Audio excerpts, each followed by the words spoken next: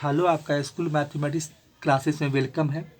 देखिए, आज से हम थ्री डायमेंशनल ज्योमेट्री शुरू कर रहे हैं। देखिए, इसके पहले जो हम आपको बता रहे थे या जो भी वीडियो बना रहे थे, तो वो आपका था वेक्टर अलजेब्रा का। तो वेक्टर अलजेब्रा तो पूरा समाप्त हो गया था, मतलब जितना भी था हम लोग को जो टॉपिक्स पढ़ना था तो वो हम लोग देख चुके थे। अब इसके आगे जो पढ़ना है वो आपको थ्री डायमेंशनल ज्योमेट्री पढ़ना। देखिए, इसमें थोड़ा सा थ्री डायमेंशनल ज्योमेट्री में क्या है कि इसके पहले जो भी हम लोग ज्योमेट्री पढ़े हैं क्लास 9th में, 10th में या और कहीं भी पढ़े हैं तो या 11th में, तो वो टू डायमेंशनल ज्योमेट्री होता था जिसमें कि कार्टेशियन प्लेन में हम लोग एक्स और वाई एक्सिस होता था। हाँ, थ्री डायमेंशनल हम लोग क्लास 9th में, 10th में और क्लास 8 में कहे तो थोड़ा सा हम लोग मेंसुरेशन में पढ़े हैं। मेंसुरेशन जो हम लोग का मैथमेटिक्स में जो टॉपिक्स पढ़ना था, तो वहाँ पर जितने सारे सॉलिड बॉडी था, जैसे कि आपका क्यूब है, क्यूबाइड है या सिलेंडर है या स्फेयर है, कोन है, तो वो थ्री डायमेंशनल ऑब्जेक्ट होता था जहाँ की आपका तीनों डायमेंशन होता था, लेंथ भी होता था, ब्रेथ भी होता था और हाइट भी होता था। तो किसी भी ऑब्जेक्ट को हमको वहाँ पर रिप्रेजेंट करने के लिए या बताने के लिए मेरे पास तीनों डायमेंशन होता था। तो यहाँ भी हम लोग को ज्योमेट्री जो पढ़ना है, तो जो हम लोग कोऑर्डिनेट ज्योमेट्री पढ़ रहे हैं, तो कोऑर्डिनेट ज्योमेट्री में हम लोग टू डायमेंशनल पढ़ते थे कि भाई कि ठीक है, एक्स एक्सिस है और वाई एक्सिस है।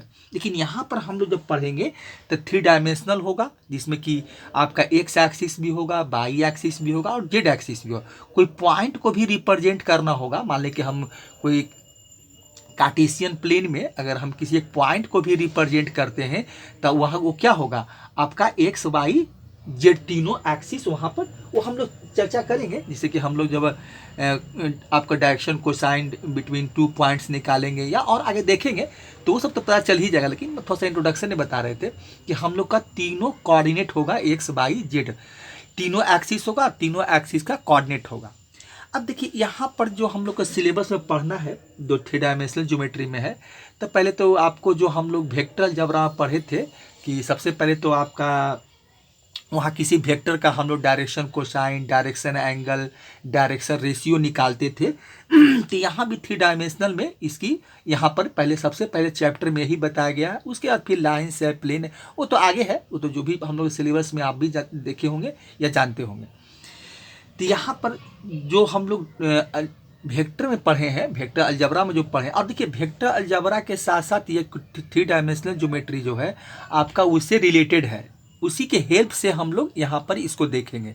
ये जरूरी है, वेक्टर यहाँ पर थोड़ा सा अच्छा होना चाहिए, जो भी पढ़े हैं वो याद होना चाहिए और उसका कंसेप्ट भी होना चाहिए, जिससे कि हमको यहाँ हेल्प मिलता है। क्योंकि उसी के अकॉर्डिंग हम लोग या उसी का हेल्प लेकर हम लोग थ्री डायमेंशनल ज्योमेट्री को सॉल्व करते हैं या क्वेश्चन या बहुत सारा जो हम लोग फार्मूला है या उसका जो रिजल्ट है तो उसके अकॉर्डिंग टू वेक्टर के द्वारा उसको हम लोग प्रूव कर देते हैं।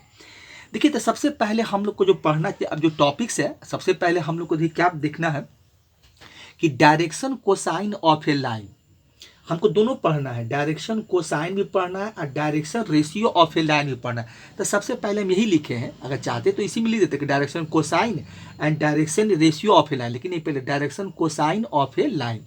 अब देखिए, डायरेक्शन कोसाइन हम लोग वहाँ वेक्टर का पढ़े थे। हम लोग जो भी वहाँ direction angle alpha beta gamma जो होता था, यहाँ भी हम लोग वही काम करेंगे। तो यहाँ देखिए थ्री डायमेंशनल है तो तीन डायमेंशन यहाँ भी होगा, वहाँ भी हम तीन डायमेंशन लेते थे, यहाँ भी हम लोग का थ्री डायमेंशनल है। तो सबसे पहले क्या करते हैं कि हम लोग कार्टेशियन प्लेन ड्रॉन कर लेते हैं जो तीनों dimension X Y Z axis जो होता है। तो ठीक है, पहले सबसे पहले यही काम करते हैं। देखिए, तो आप क्या करते हैं कि एक्स बनाते हैं। देखिए,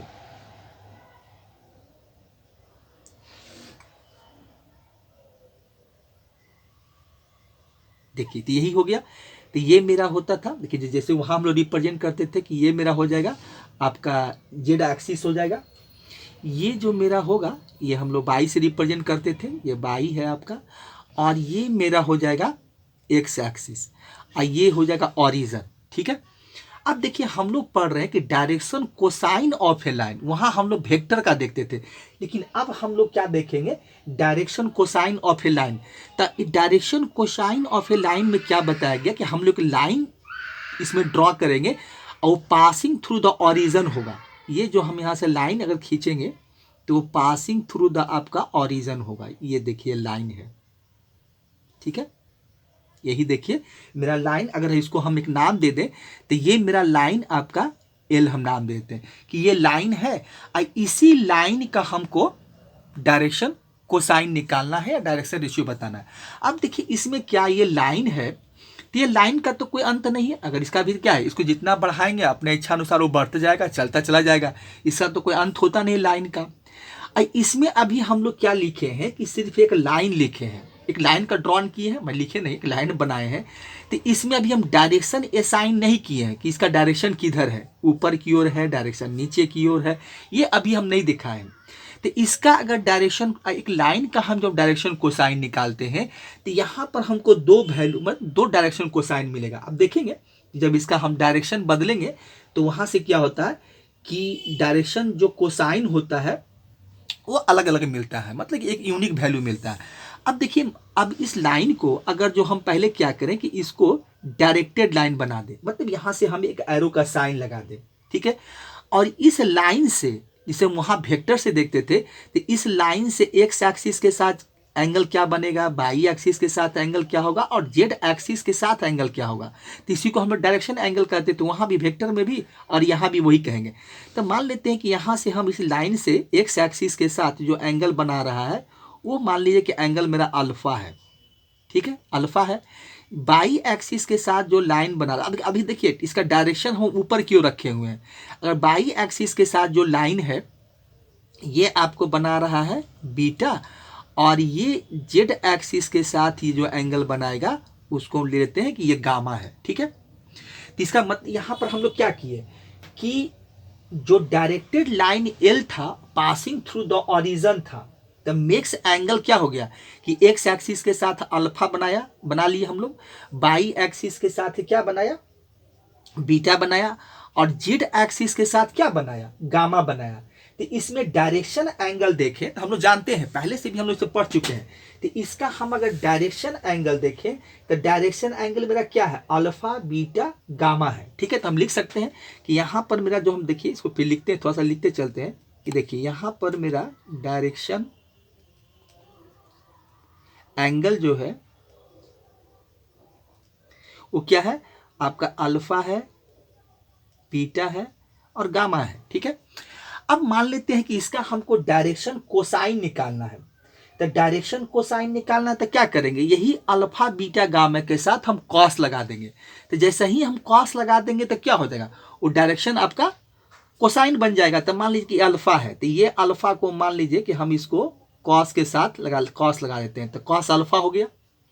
फिर यहाँ से हम अगर इसको बीटा लगाए तो ये मेरा हो जाएगा कॉस बीटा हो जाएगा, और एक जो अल्फा गामा है तो ये कॉस गामा हो जाएगा।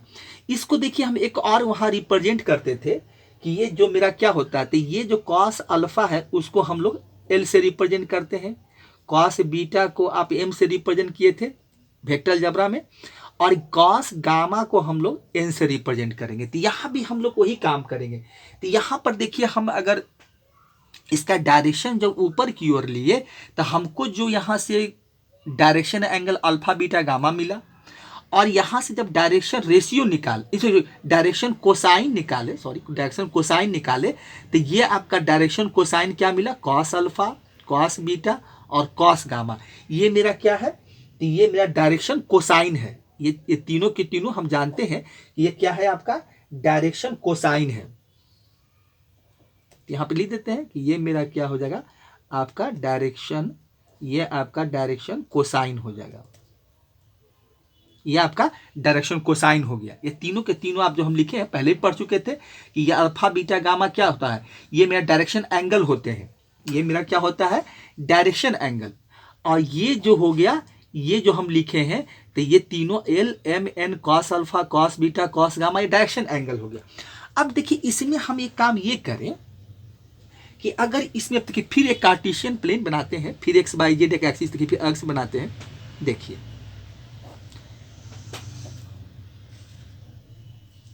ठीक है,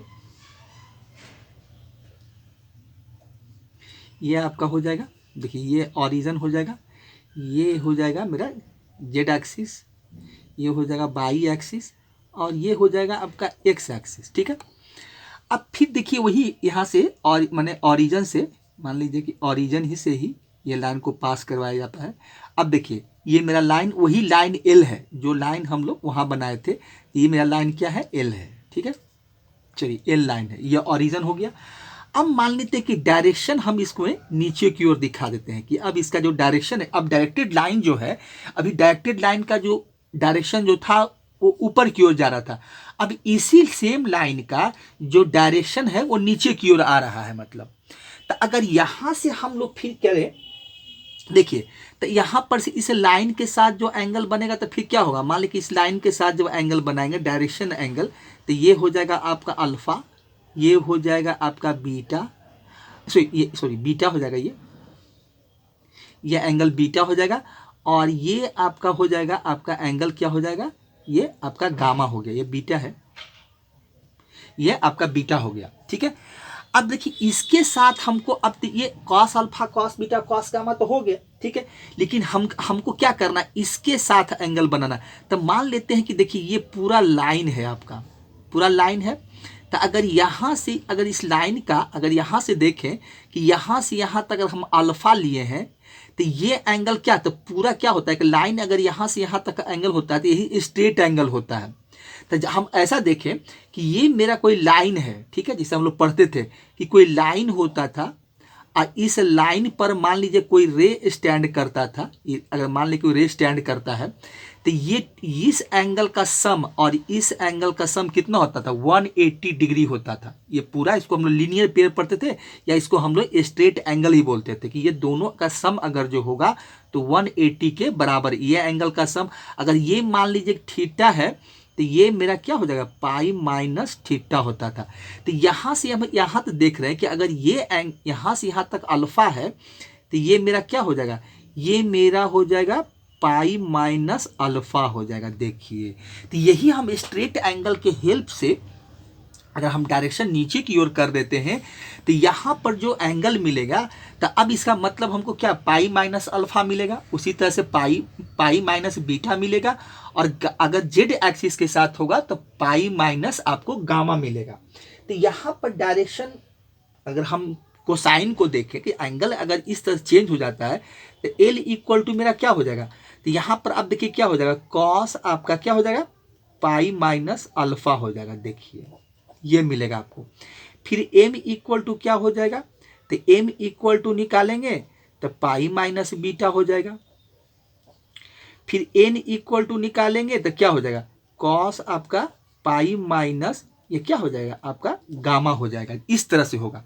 अब देखिए हम लोग पढ़े हैं कि अगर ट्रिग्नोमेट्री में पढ़े होंगे कि पाई माइनस कॉस में कि कॉस 180 मतलब 180 माइनस थीटा, या आप पाई माइनस थीटा जो होता है वो क्या होता है, माइनस कॉस थीटा होता है। तो यहाँ से आपको क्या मिल जाएगा, तो ये मिल जाएगा माइनस कॉस थीटा, यहाँ से आपको मिल जाएगा कॉस थीटा नहीं कॉस अल्फा कहिए, देखिए बोल रहे थे वही लिख दिए, तो ये कॉस अल्फा हो जाएगा, ठीक है।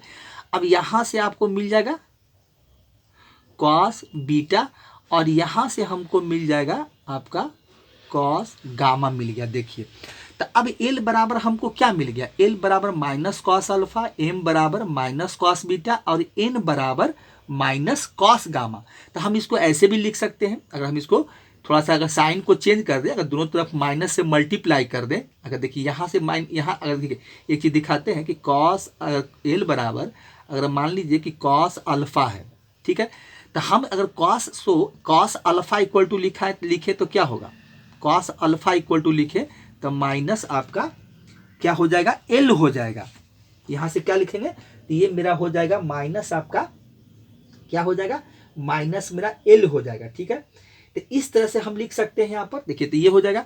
अगर फिर हम क्या करें कि इसी तरह से हम एम कॉस बीटा का वैल्यू लिखें तो ये हो जाएगा आपका कॉस बीटा इक्वल टू आपका हो जाएगा माइनस एम हो जाएगा, और कॉस गामा का वैल्यू लिखेंगे तो ये क्या हो जाएगा, माइनस आपका एन हो जाएगा। कुछ नहीं करना है, माइनस से दोनों तरफ मल्टीप्लाई कर दीजिए, इधर करेंगे तो इधर माइनस से मल्टीप्लाई करते माइनस हो जाएगा, इधर माइनस से करेंगे तो प्लस हो जाएगा।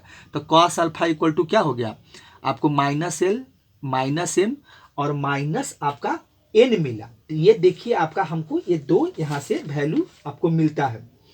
तो यहाँ पर देखा जाए कि अगर ये गिवन लाइन जो हमको direction cosine of a line था या गिवन लाइन था, तो इसका two set of direction ratio मिलता है। अगर यहाँ पर देखें तो लिख सकते हैं कि it has two set of direction cosine, लिख देते हैं यहाँ पर थोड़ा सा कि इट हैज हो जाएगा टू सेट्स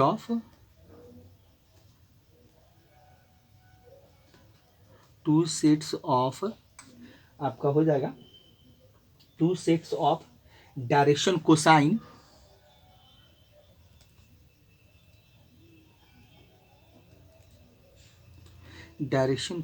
हो जाएगा आपका, देखिए डायरेक्शन कोसाइन ये हो जाएगा। तो एक मिला है आपको plus L plus M plus N, एक माइनस मिला है। तो इसको हम ऐसे भी लिख सकते हैं कि दो सेट मिला है तो प्लस माइनस आपका एल हो गया, प्लस माइनस एम हो गया, और कॉमा प्लस माइनस आपका एन हो गया। तो इसका मतलब ये होता है कि लाइन में हमको two sets of direction cosine होते हैं। तो यही इसमें हमको सबसे पहले यही direction cosine of a line निकालना होता है। तो ये है। अभी इसके बाद देखिए क्या है कि direction ratio of a line पढ़ना है। अब इसके बाद हम लोग को फिर यही देखना है, ठीक है। तो अब देखिए direction cosine the direction ratio of a line, ठीक है। तो ये अगला मेरा जो टॉपिक्स होगा, देखिए यहाँ पर लिखते हैं, तो ये हो जाएगा आपका डायरेक्शन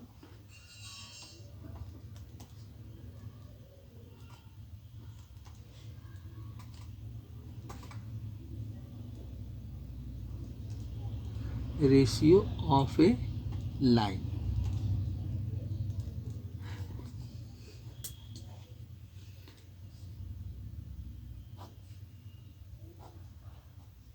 अब देखिए इसके बाद हम लोग को देखना है कि direction ratio of a line देखना है, ठीक है।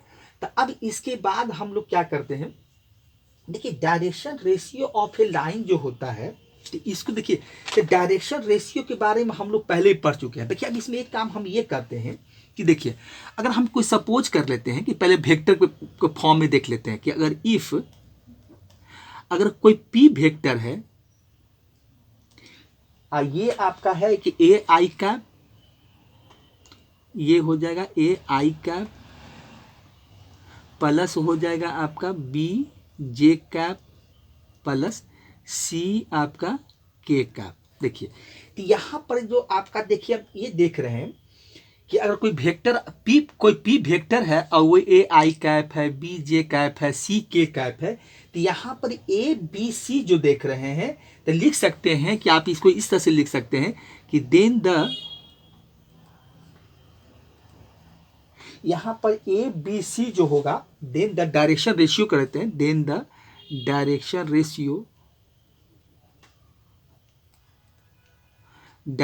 रेशियो ऑफ जो वेक्टर पी है, ऑफ वेक्टर पी क्या है, यहां पर हो जाएगा वेक्टर पी आर, ये क्या हो जाएगा आपका, यहां पर लिखिए ए कॉमा बी एंड सी। तो यही आपका होता है डायरेक्शन रेशियो। देखिए किसी वेक्टर में आप आई यहां पर देख रहे हैं कि आई जे के को आप छोड़ दें, मतलब जो तीनों आपका यूनिट वेक्टर जो है उसको छोड़ दें, बाकी जो यहां पर ए बी सी है जो स्केलर क्वांटिटी है, तो यही आपको होता है ए बी सी, किसी भी वेक्टर का डायरेक्शन रेशियो होता है।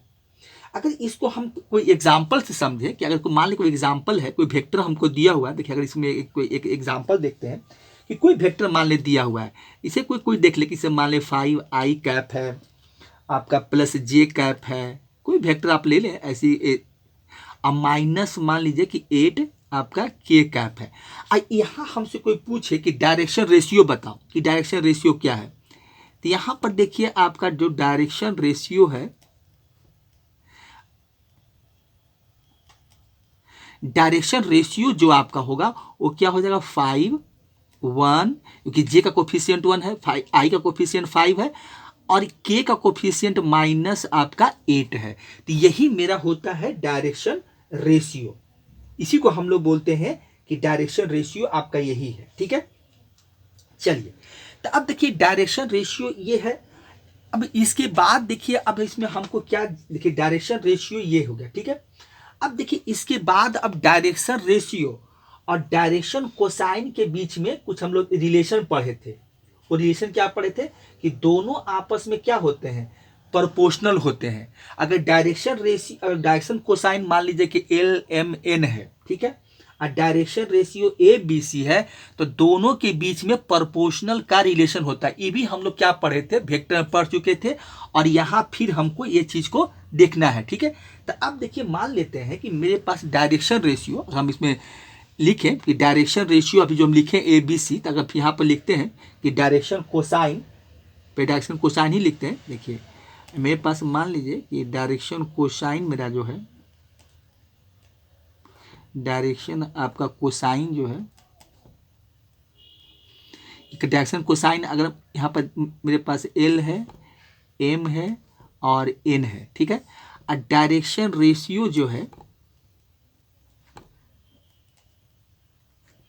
ठीक है, डायरेक्शन रेशियो, डायरेक्शन रेशियो क्या है, अब ये मेरा क्या है, ए है, बी है और ये सी है।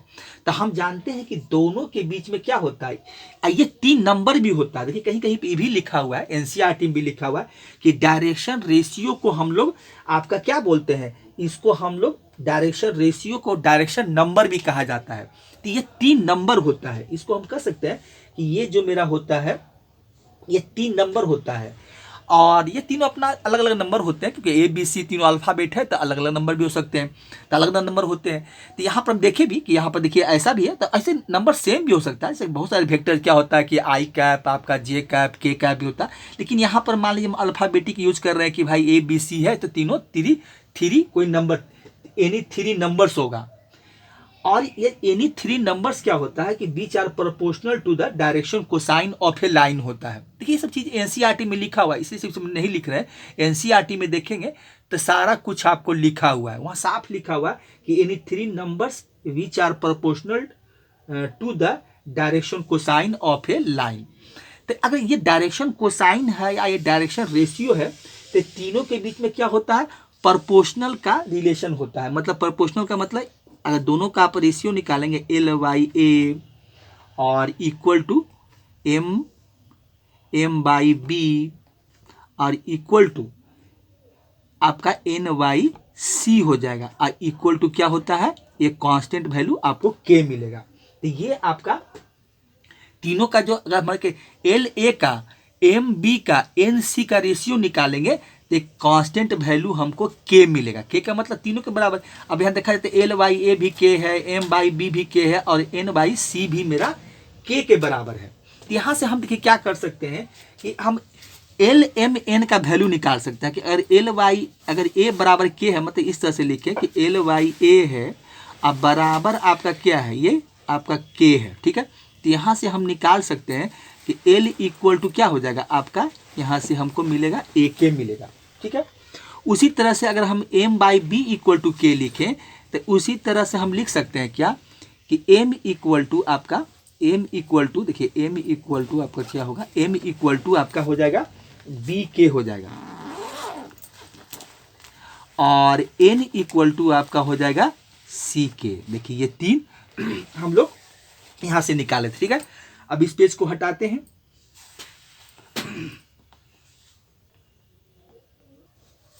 देखिए अभी हम लोग देख रहे थे कि इसके पहले जो हम लोग देख रहे थे कि डायरेक्शन रेशियो और डायरेक्शन कोसाइन, या डायरेक्शन कोसाइन और डायरेक्शन रेशियो जो होते हैं वो आपस में क्या होते हैं, दोनों के बीच में जो रिलेशन होता है वो रिलेशन क्या होता है, प्रपोर्शन का होता है। देखिए फिर से हम यहाँ पर लिखते हैं, जिसके हमको फार्मूला जो हम लोग कुछ रिजल्ट पढ़े थे उसको प्रूव करना है।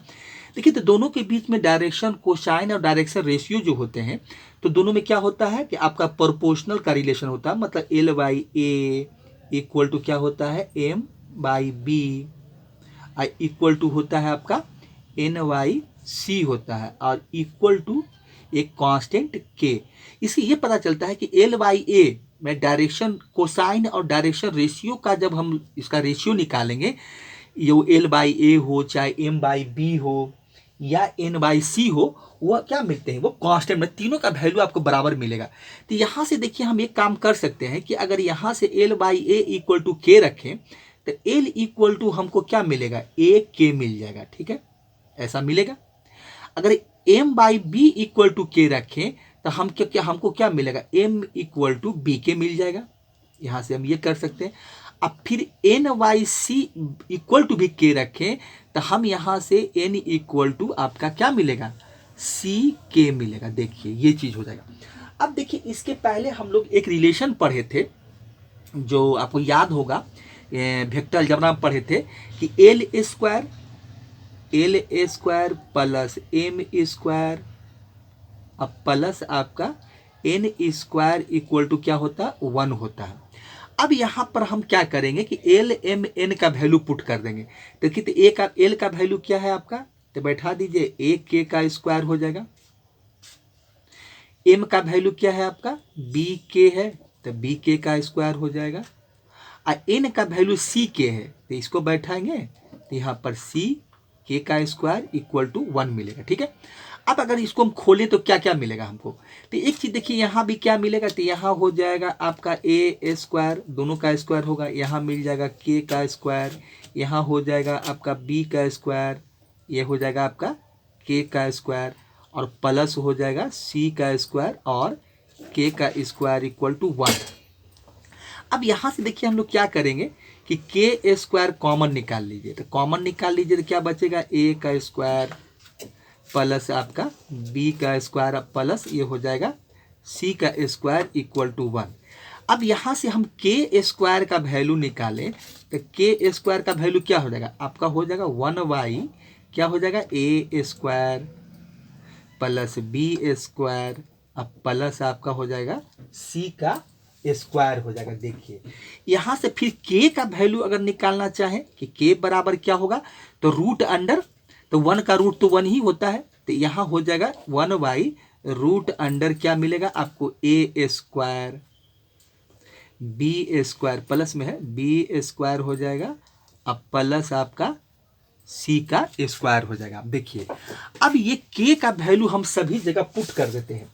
तो अगर एल इक्वल टू क्या आपका है, देखिए एल इक्वल टू क्या है, ए के, तो ए तो रहेगा, ए हो जाएगा अब बाई के, तो के क्या है, 1/√a², तो ये हो जाएगा आपका। और एक चीज देखिए क्या होगा, ये प्लस माइनस भी हो जाएगा, तो प्लस माइनस के साथ लिखेंगे तो ये हो जाएगा प्लस माइनस आपका √, क्या हो जाएगा, √, आपका a² हो जाएगा।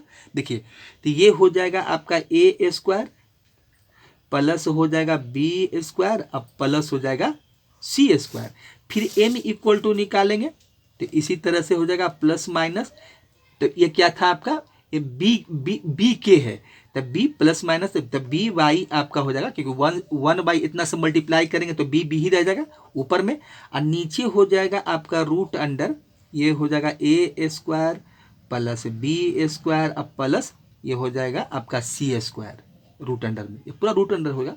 देखिए चलिए फिर इसी तरह से अगर n का वैल्यू निकालें तो n का भी क्या हो जाएगा, प्लस माइनस आपका सी वाई √, फिर वही हो जाएगा √, क्या होगा, √, आपका हो जाएगा क्या, ए स्क्वायर हो जाएगा प्लस बी स्क्वायर हो जाएगा अब प्लस आपका हो जाएगा सी का स्क्वायर हो जाएगा। देखिए तो ये एल एम एन का वैल्यू है, जिसका कि हम लोग को जब आगे हम लोग जब क्वेश्चन करेंगे तो सबका यूजेज है, तो ये सब रिजल्ट आपको हमको देखना है।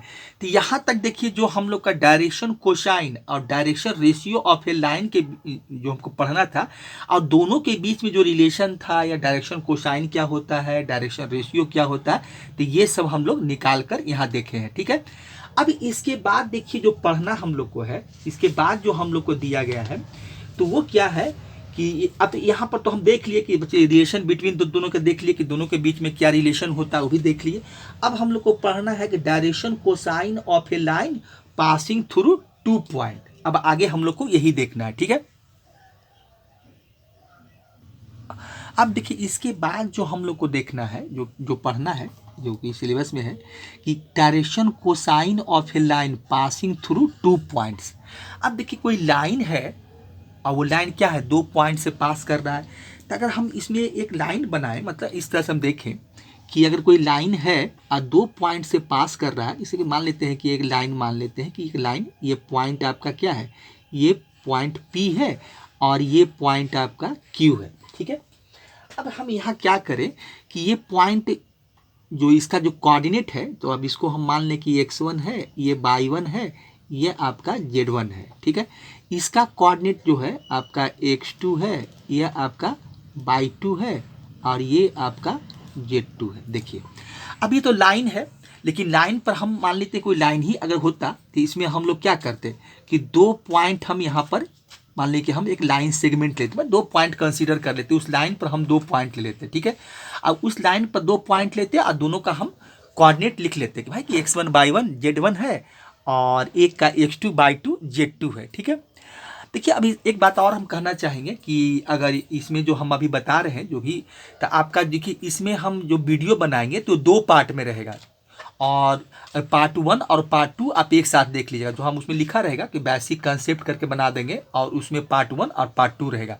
अगर मान लीजिए कि इसमें 1-2 क्वेश्चन अगर मान लीजिए समय मिला तो 1-2 क्वेश्चन भी देख लेंगे। एनसीईआरटी जो आपका 11.1 का है, तो 1-2 क्वेश्चन अगर टाइम रहा, अगर बताने के बाद कुछ टाइम बच गया तो हम वो भी देख लेंगे, ठीक है। तो आप लोग से यही कहना चाहते हैं कि वहाँ पर जो वीडियो होगा तो पार्ट 1 पार्ट 2 आपका एक साथ रहेगा, मतलब कि कुछ हो सकता है कि कुछ पार्ट 1 में रहे और फिर आगे का कंटिन्यू जो होगा वो पार्ट 2 में चला जाएगा, ठीक है।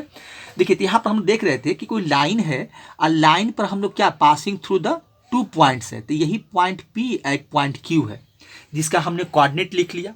अगर देखिए एक चीज़ यहाँ पर क्या है कि इसका हमको डायरेक्शन कोसाइन लिखना है, क्योंकि लिखा हुआ है कि direction cosine of a line. तो डायरेक्शन कोसाइन तो मान लेते हैं कि हम लोग जो, तो इसमें सबसे अच्छा तरीका क्या बताया गया कि इसको हम इस लाइन को अगर मान ले कि ये वेक्टर है, अगर इसको हम वेक्टर के फॉर्म में देखें कि ये PQ जो मेरा है वो वेक्टर है, तो अगर हम PQ वेक्टर निकालना चाहें तो इसमें देखिए एक चीज़ इसमें बताना चाहते हैं कि इससे हमको डायरेक्शन कोसाइन भी मिल जाएगा और डायरेक्शन रेशियो मिल जाएगा। इससे प्रूफ जरूरी नहीं है, क्योंकि एनसीईआरटी में आप इसका फार्मूला हम लोग का ज़्यादा यूज़ करने के लिए आता है कि डायरेक्ट हमका फार्मूला भी हम इसको याद रखेंगे, जो रिजल्ट है याद रखेंगे तो मेरा काम चल जाएगा। लेकिन चलिए थोड़ा देख लेते हैं कि यहाँ से एक चीज़ और आपको बताना चाहते हैं कि अगर मान लीजिए कि PQ है, अगर इसको हम लोग एक वेक्टर को रूप में इसको हमने अगर वेक्टर बना दे कि PQ अब एक मेरा वेक्टर हो गया, ठीक है। तो ये मेरा इनिशियल पॉइंट हो जाएगा और ये मेरा टर्मिनल पॉइंट हो जाएगा। तो यहाँ से हम PQ कैसे निकालते थे, x2 माइनस x1, तो हम यहाँ से क्या कर देंगे x2 माइनस ये x1 कर देंगे, ठीक है। और ये मेरा हो जाएगा I कैप। फिर क्या करेंगे y2 ऐसे ही निकालते थे, y2 माइनस y1 हो जाएगा और ये मेरा हो जाएगा j कैप। अब प्लस हो जाएगा आपका z2 माइनस ये हो जाएगा z1 और ये हो जाएगा मेरा k कैप। देखिए ये वेक्टर हो गया। अब ये वेक्टर है तो अभी इसके पहले हम इसमें डायरेक्शन रेशियो देख रहे थे, तो अगर इसमें से हम अगर जो आई जे कैप को छोड़ दे तो बाकी क्या बचेगा x2 minus x1, y2 minus y1 और z2 माइनस z1। तो ये क्या है, एक स्केलर क्वांटिटी है। तो इसका मतलब हम लिख सकते हैं इस वेक्टर से हम लोग कि अगर हमको डायरेक्शन रेशियो निकालना